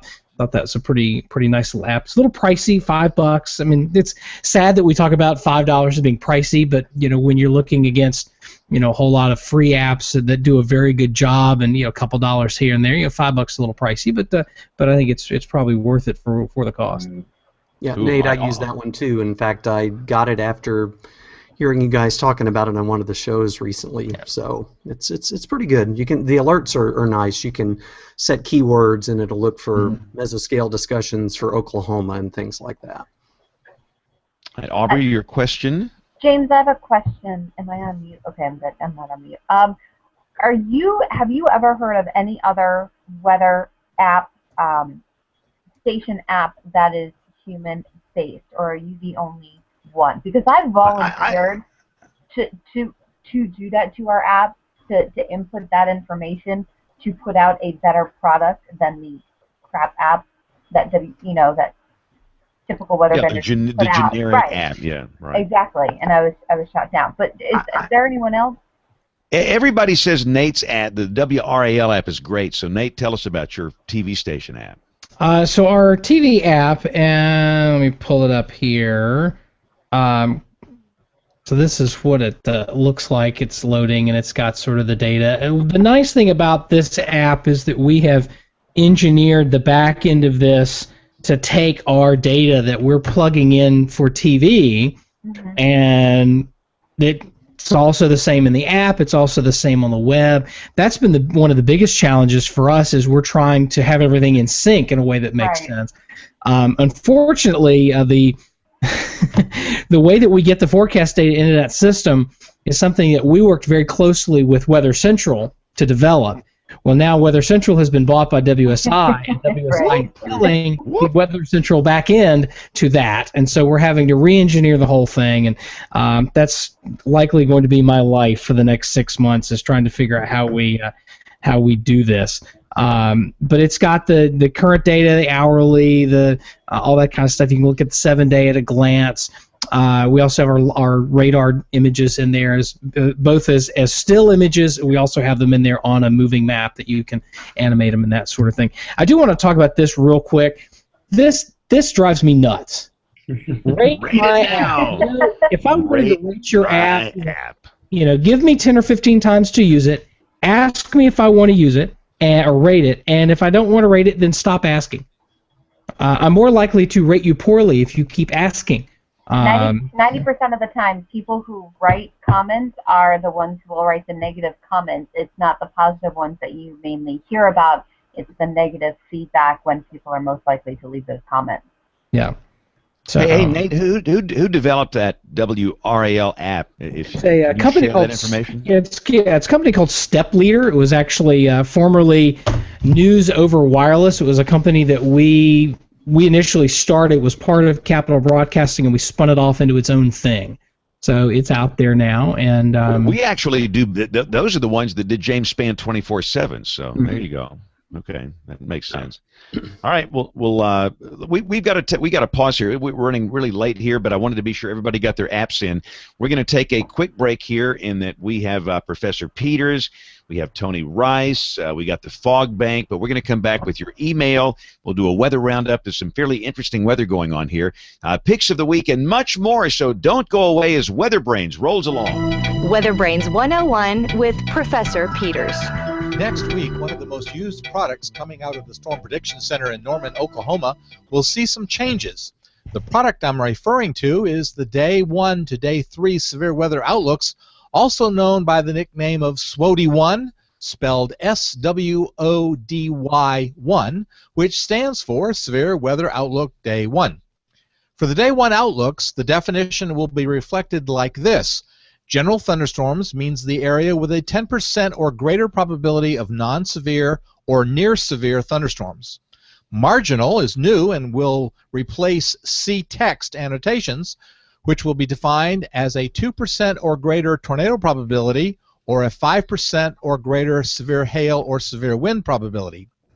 Slight risk will now be defined by a 5% or greater tornado probability or a 15% or greater severe hail or severe wind probability. Above that is the new enhanced category, which marks a 10% or greater tornado probability or a 30% or greater severe hail or severe wind probability. Now above that one, there will remain the moderate and high categories. These definitions change just slightly for the Day 2 and Day 3 outlooks. Now, according to the SPC website, a primary goal of these changes is to bring better consistency to the risks communicated in SPC outlooks from the short-range Day 1 outlooks through the extended-range Day 4 to 8 outlooks. The changes, they note, are being made based on customer feedback and to better meet customer needs. In addition, C-text does not currently convey a threat area due to the lack of a contour in any C-text categorical forecast. And the current slight risk category covers too broad a range of severe weather probability values. So these changes take effect on October the 22nd, so be looking for them next week. Looking beyond the atmosphere, I'm Tony Rice with your astronomy outlook for the week of October 13th. On October 19th, comet Siding Spring will pass within 87,000 miles of Mars. That's the equivalent of about one-third the distance from the Earth to the Moon. This is a rare opportunity to directly observe the motion of a comet up close. This knowledge will be used to improve modeling of future comets that approach Earth. This is the first trip through the solar system for this long-period comet, which originated from beyond Pluto in the Oort cloud. When first discovered, there was concern that Siding Spring might impact Mars. But as the comet's trajectory was better understood, concern shifted to the trail of debris left in its wake. About 400 tons of dust is produced per hour. Only a half millimeter in diameter, these tiny grains of dust travel at more than 34 miles per second. NASA has already taken steps to ensure the safety of the Mars Reconnaissance Orbiter, Mars Odyssey, and MAVEN spacecraft by putting Mars between them and the dustiest parts of the comet's tail. Each will take as many observations as possible before taking that duck and cover maneuver. The most interesting part of this event is the possibility that the comet's atmosphere may interact with the atmosphere of Mars. Will meteoroids burning up in the atmosphere temporarily alter the chemistry? Will cometary gases and Martian atmospheric gases interact? Will there be any long-term atmospheric effects? But the most exciting part is the possibility of aurora in the Martian skies. Unlike Earth, which is protected by a donut-shaped magnetic shield, Mars' magnetic fields are in umbrella-like patches scattered throughout the planet. The Hubble Space Telescope will be looking from afar, while Curiosity and Opportunity rovers point their cameras skyward, looking for auroral activity in the tops of those magnetic umbrellas. For more information on Mars and the visit from Comet Siding Spring, check out mars.nasa.gov. That's your Astronomy Outlook. I'm NASA Ambassador Tony Rice. You can follow me on Twitter at RTPHokey for more spacey stuff like this. When the weather ball is red, warmer weather is ahead. When the weather ball is white, colder weather is in sight. When the weather ball is green, no change in the weather is foreseen. When colors blink by night or day, precipitation's on the way. Time now for the National Weather Roundup, and for those that happen to be watching the program, ladies and gentlemen, millions are in the path of severe storms. Now, this graphic is on like national newscast every night. Goodness. But I'm not going to let my head explode. We're not going to talk about that. So we do have some issues to the east. And Nate, you might have a few little active storms later tonight, huh? Again, this is October 14th, 2014. Got one of these high shear, low cape setups where there's lots of turning in the atmosphere, and that can cause some problems with low-topped convection here in the southeast, something that we were watching very closely. And some folks at NC State have come up with a couple of different parameters. That one's called SHERB, and this is a way where they're trying to identify these high shear, low cape areas and trying to understand where the right blend of ingredients are, where you might see tornadoes, for example, without lightning. We've had those here.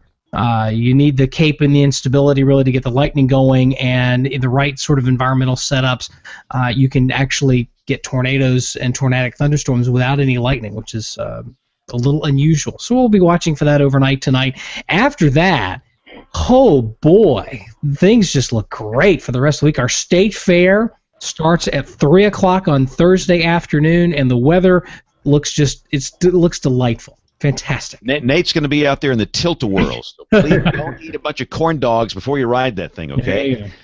Yeah, and we've also got some tropical action. We have a major hurricane in the Atlantic. And, John, you've been watching this one. I saw you post that recon report. Yeah, in fact, there's an aircraft, Hurricane Hunter aircraft on it right now, and they're reporting a closed-eye, concentric 8 nautical miles. That is a very small eye. That's tight. Maximum flight level winds of 116 knots. So as you said, James, this is a Category 3, a major hurricane. Yeah, and it's Gonzalo, and is that the name Gonzalo? Is that right? Yes. Yes. Okay. And it kind of sideswiped Puerto Rico, and this thing, to me, and I guess to everybody, looks like it's going to go right on top of Bermuda Friday, doesn't it? For the second time. Yeah. And like what, 10 days? Yeah, so that's going to be interesting. And again, it looks like it might be a Category 3 when it goes over the island. But you know, understand, Bermuda's a very small target, and this could, veer one way or the other. But it sure looks like it'll be a very close call. So the Atlantic is finally perking up a little bit. James, why don't you fly me to Bermuda before Friday? I can do live reports. Isn't that the name of a country music song? Fly Me to Bermuda Before Friday. That'd be a great one. Show title. Exactly. Show title. So, and again, I'm looking at my clock up here, and we better get to that email inbox because I know we got a lot of action going on here, so we'll get to it. Letters. We get letters. We get stacks and stacks of letters. Letters. I have my window open. I can feel the breeze coming in. It's strong. It's the back of the house faces south, so we got a strong southerly breeze. We have speed shear. We don't really have much directional shear here in Virginia for tonight. All right, first email is from Richard Cook. The Met Office, the apps he uses from the UK. The Met Office, accurate, reliable, good for warnings, and then rain alarm.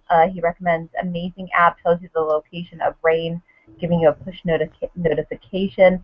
And then Weather Pro, I don't know if that's Weather Geek Pro, says decent and fairly accurate, goes a bit over time with weather warnings. That sounds like something a little different. So thank you, Richard. Let's see. Barry Livingston recommends some guest ideas. First would be the people in charge of the Hop Wharf model at hopwharf.info. They run a regional high-resolution model in the upper Midwest that's been very successful. Second, he recommends changes at spotternetwork.org, and Tyler Allison no longer in charge, and asked if we could see what the change is with that website.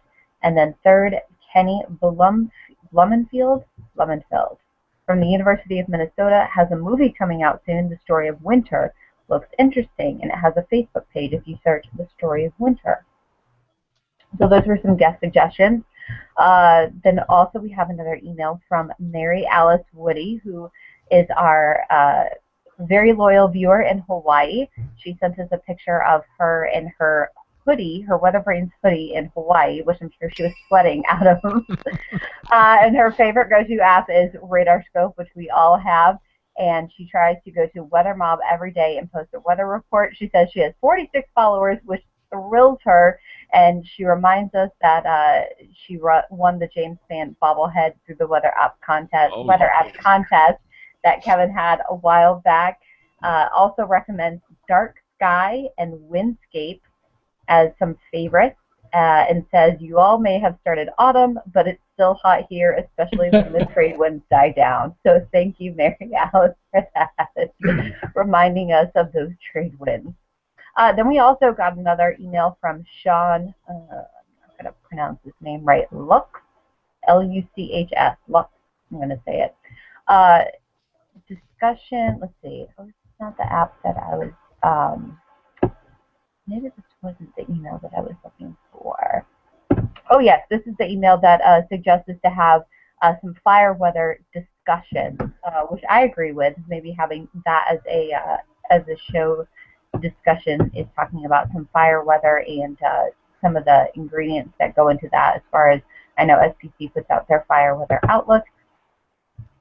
And then also the wonderful email from Brendan Loy, and the suing of the polar vortex. That was very interesting. And then this guy's an attorney, right? He's a lawyer. This guy's an attorney, and was trying to defend a snow removal company who was sued by someone who suffered from frostbite, based on the fact that it was too cold to shovel snow. In fact, that the cold weather was the snow removal company's fault, and possibly not ensuring that this person had enough layers on to ensure that they were warm enough. So the snow removal company was sued, and it's quite an amusing tale that, to be honest, why don't we just do the polar vortex, because the polar vortex can be blamed for everything. So that is some of the emails that we have. If you have an email that you would like to send to us, send it to WeatherBrains, or email at weatherbrains.com. You can find us online at weatherbrains.com, but you can send us an email from email@weatherbrains.com. We'd love to take a look at your show suggestions, maybe some topics that you'd like us to talk about, your guest suggestions, or if you have a favorite app that we did not mention or maybe that we should know about. We'd love to hear those suggestions. You can also find us on Facebook and the Twitter, and you can find us on WeatherBrains. Just search for WeatherBrains, or you can find us all on there individually. You can pick your favorite, or you can follow all of us for the realm of weather all across the country. All right, cool. Now, I've got to roll Skydaver's picks of the week, and then I'm going to let Nate pick it up here because I'm 1 minute away from television. But the one thing I thought would be cool to do is everybody share the most bizarre app on your phone, the most bizarre, strange app that maybe doesn't make any sense. I could tell you, but then I'd have to kill you. You have to break my legs, I know. I think mine is probably Yo. Anybody else have Yo on your phone? Yo. All it does is say Yo. I mean, it's like a social network. For when 140 characters is 70 times too many. Yeah. So for example, I follow an earthquake account. Every time there's a major earthquake anywhere in the world, my phone says Yo, Yo, Yo. So you can follow these accounts where if something happens, it triggers it. It just goes Yo, and if you want to respond back, it just goes Yo. And individuals can do this too. And I would say it is very bizarre, but I've got to go. Let's roll Skydiver, and we'll let Nate pick it up from here. So, ladies and gentlemen, yeah, no sleep, man. This has been a no sleep deal. Here we go. Here's the fog bank. Michael, I'm getting some unusual readings. Hello, WeatherBrains listeners. This is Dave Phillips, Skydiver on Twitter. You can find my pics at skydiver.blogspot.com. Jesse Farrell had a great set of photos of apparatus clouds over New York City. Coco Roz has a webinar coming up on October 23rd on atmospheric rivers. The webinar will be recorded and available for later viewing. I have the link to the sign-up information at the blog. NASA offers a mailing list to get science updates from the ISS lead scientist. The National Snow and Ice Data Center published their 2014 Arctic Melt Season Review. SpaceWeather.com has a very nice gallery of photos of the lunar eclipse, and CIMSS Satellite tweeted a picture of the blood moon from the Goes East satellite. Thanks for listening. Skydiver out. Transfer of data is complete. Thank you, Skydiver. Always the best picks. But, we got some pretty good picks here on the panel. And we'll start on the far left of my screen. Ladies first, Aubrey, a pick of the week, ma'am. Oh, my pick of the week is a website, and now I can't even remember the site, but Brian has the link to it. But it's about, since yesterday was Columbus Day, it is about Christopher Columbus and his weather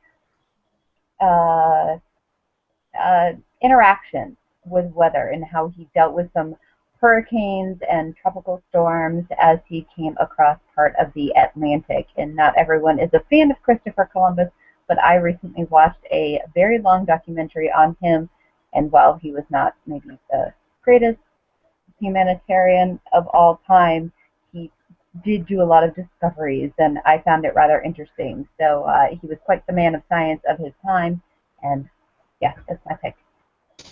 All right, Brian Peters, pick of the week. You are muted, sir, if you could unmute your channel. Yeah. Sorry about that, trying to keep the buzz down. I don't have a pick this week, but I don't get the foghorn because James has stepped away. I know, but since James has stepped away, I have his, which is the Tsunami Information Center. It's tsunami.gov, so we'll post that in the picks of the week. All right, very good. And Dr. John Scala, pick of the week. Yeah, Nate. In fact, it looks like I was upstaged by Skydiver because I had chosen the National Snow and Ice Data Center because of the interesting numbers coming in from the estimates of the sea ice extent in the Antarctic. It's at a record level since satellites were put in place. And then you compare that with the Arctic, and it's the opposite side of the spectrum. So that's a very interesting article. I feel like we've been saying that the Antarctic has been at record levels for the past couple of years. Am I wrong? Let me take a look at the latest numbers. Let's see. This year, obviously, the highest since they've been keeping track in 81. And 2013, yes. 2014 bested 2013. Okay. Which bested 2012. You're exactly right. Yeah. I was like, I feel like I've been hearing this for a while. Yeah. All right. Dr. Kevin, pick of the week, sir. I'm going to go with the Houston Galveston office of the National Weather Service, who all day today have been sending out a new product. I don't know if it's a new product. I've never seen it before. It's a low water advisory. Because of the northwesterly flow across Galveston Bay, the Galveston Bay heights are running several feet below tide tables. Huh. Wow. So they are advising against transiting at high speed in small boats, as well as to mariners for the possibility of grounding. Those would be freighters, cruise ships, and the like. So Houston Galveston office and their low water advisory today. Very cool. Something happened a couple of times with more recent tropical systems. The Currituck Sound in North Carolina is a north-south, fairly narrow little thing. And if the storms catch it just the right way with the winds coming around the backside of the storm, it can actually drain the water out of the sound. And we had the last, I think it was with Irene, we had pictures of people walking across sound because it had been essentially been drained of all of the water, and then of course the winds abate and the water starts to come back, and it comes back pretty quickly. So something you wouldn't want to do if you didn't know what you were doing. But pretty cool stuff out there. Rick Smith, pick of the week, sir.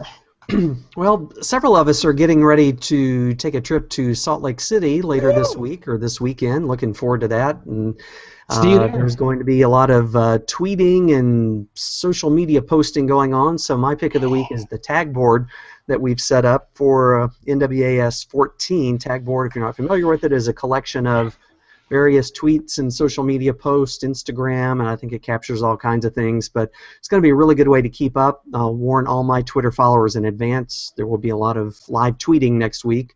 I'm on the NWA social media committee, and we are organizing the most organized I've seen live tweeting before. We're going to have access to the slides, so you get high-quality images. So if you can't be there, we want you to be there, but if you can't, Twitter is going to be the next best thing. So tag board will be a good way to follow along. Sounds good.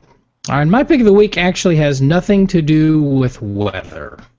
But I know, but it's a really interesting article, and those of you who have been in technology for very long know that IBM used to make the greatest keyboard in the history of computer keyboards, the king of clicks, the Model M.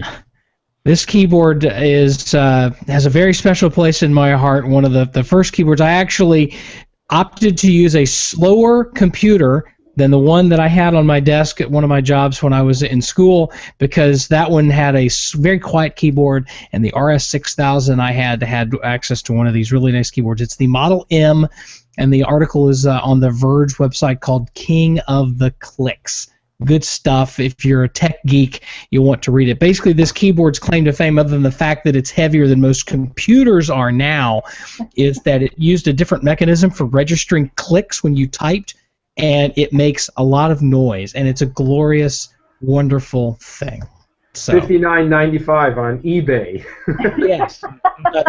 That's by the way, you can, and the beautiful thing is, too, about the Model M, if you look on the back, every Model M has a born on date. It tells you when not just the month, but to the day. So you can go back, and there's one person who's taken it as their life mission to help connect people to Model M keyboards that were born on the same day, at least the same day of the year as they were. So good stuff. My favorite adult beverage is the same way. I was going to say, doesn't beer do that? Yeah. So anyway, a very cool article if you're into tech history. It was a nice walk through my relative childhood. So, Kevin, how can folks get a hold of you if they're interested? By the way, let me ask you this. Well, you tell us how we. Nate, I didn't hear you. Oh, how can folks get a hold of you if folks want to reach out and talk about large venue weather or emergency management for a college campus? How do folks get a hold of you? Absolutely. Twitter feed is @TexasEmbassy, and my email is longhorn@ou.edu. All right. Now comes the question. You're a Longhorn at OU. Yes. How does that work exactly? How do you? I mean, there's like a week of the year that you can't show your face? Is that how that works? That would be this one. So did you get any grief from that from your Oklahoma folks? Actually, not too much. I think the way the game went, the stack of thank you notes in my email box was more about the gift giving that took place on Saturday rather than an actual football win. So I appreciate all the thank you cards. Very good. I see, looking for those watching his camera, there's a Texas Longhorn, looks like a coffee mug or something in behind you there. So it's show turned upside down, it looks like. That means it's in distress.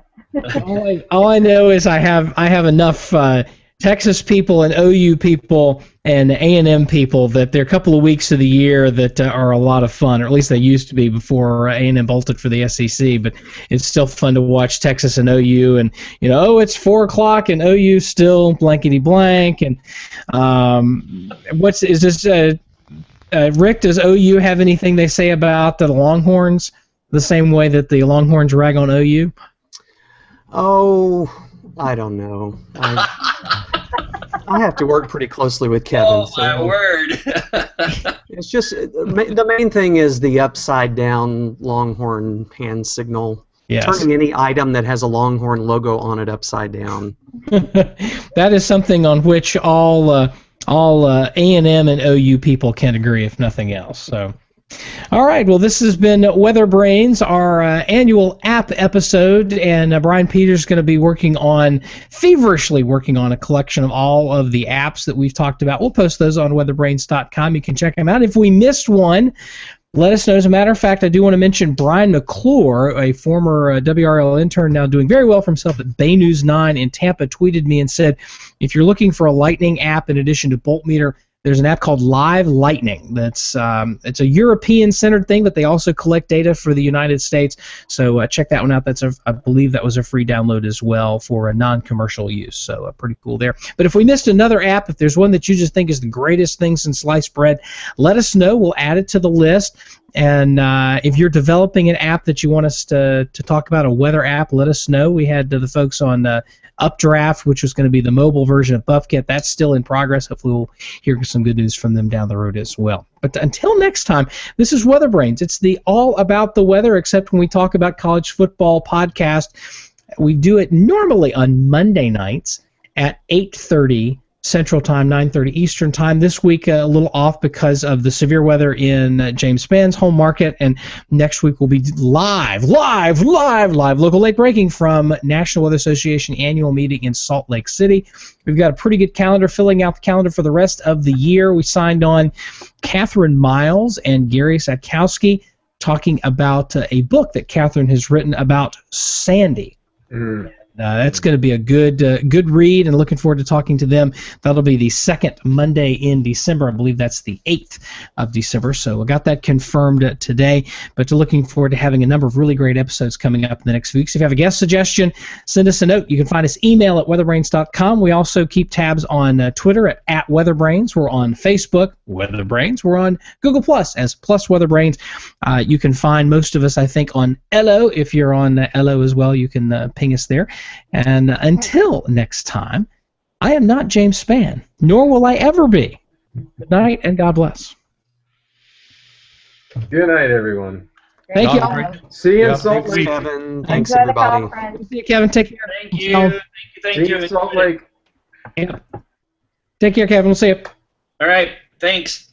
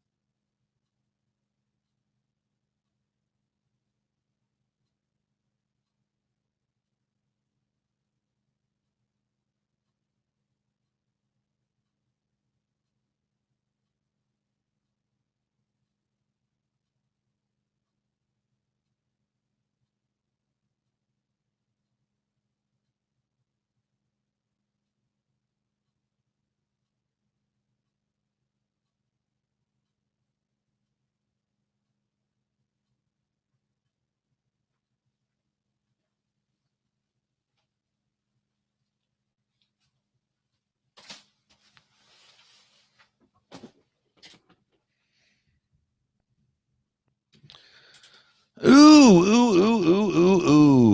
Just me. Oh, it's creepy. A lot of people are still watching. Creepy.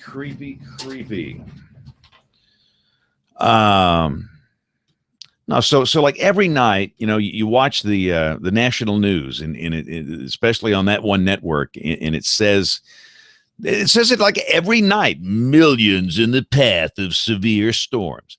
I think we should do an analysis and look at the actual warning polygons today, and let's actually calculate the number of people that were in the path of a severe storm, and let's see how that equates to their millions in the actual truth. Oh, brother.